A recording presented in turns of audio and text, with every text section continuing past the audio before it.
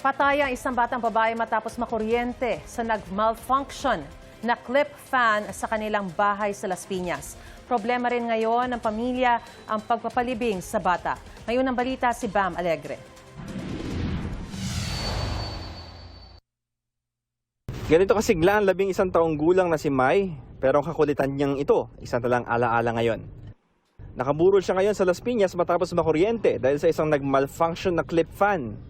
Electric fan nga daw po ang sanhi doon sa pagkakuryente kasi yung dulo niya naputol po eh. Naputol bali ang dulo. Ngayon yung kaputol nun dumikit po doon sa double deck namin.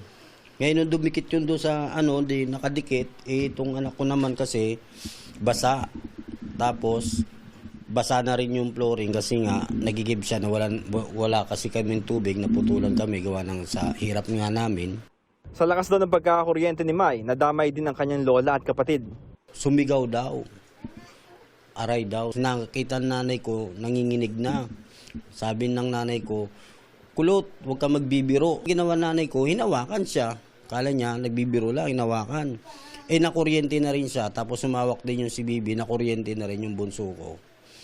Binitawan, sabi nung anak ko na bunso, yung kapatid niya, Nay, lumabas na dyan, kuryente yan. Namamasada noon si Noel bilang tricycle driver nang maaksidente ang anak. Sa ospital na lang niya inabutan ang anak na wala ng buhay. Pinipisil ko para umaray ba. Sabi ko, laban ka naman na, huminga ka. Sige na, gumalaw ka kahit isa lang. Ayaw talaga. Wala ka pa masabi sa kanya. Malambing po siya. Yung darating sa terminal na biyahe ka ron, hingi po ng baon. Pag nakita ko, yayakap na yan sa akin, tapos ikikis niya ako niyan. Hingi naman ang kiss naman yan. Tapos, yung buko kasi ito, ganito, mahaba. Susuklay niya. Ito yung mismong clip fan na ayon sa ama ng biktima, naging sanhi ng aksidente. At ito yung dulo ng kable na natuklap at na-expose, kaya naging simula ng pagkakakuryente ng biktima.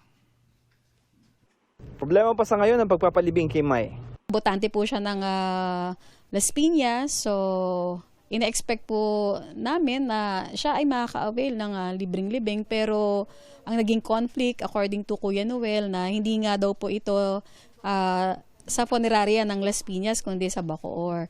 So paglapit naman niya ng Bacoor, ang sabi naman po ng barangay ng San Nicolas, according sa kwento ni Kuya Noel, ang address naman niya ay Las Piñas, kaya hindi rin din daw po ma-avail ang libreng libing. Nanawagan ako, nagkaroon kami ng pag-uusap kanina. Nag-post po ako sa social media, sa FB ko na humihingi kami ng tulong sa mga kinauukulan para naman ma-avail po nila yung libreng libing. Either Bacoor man ito or Las Piñas. Iba yung ingat din ang paalala ng pamunuan ng barangay sa paggamit ng mga dekuryenteng gadget sa bahay. Katulad po ng clip fan na ito, which is nakikita po natin, ang dami, halos lahat po ng kabahayan ay gumagamit po nito at ang mga minor de edad, ang mga bata po ay kanila pong sila na yung nagpa-plug na nito at napakadelikado, baka may mga sugat na wire na alam naman natin na baka mamaya undersize po yung mga wires nito. So maging po tayo mapagbantay. Sinusubukan pa namin makuhanan ng pahayag ng lokal na pamahalaan ng Las Piñas. Ito ang unang balita mula Las Piñas, Bam Alegre, GMA News.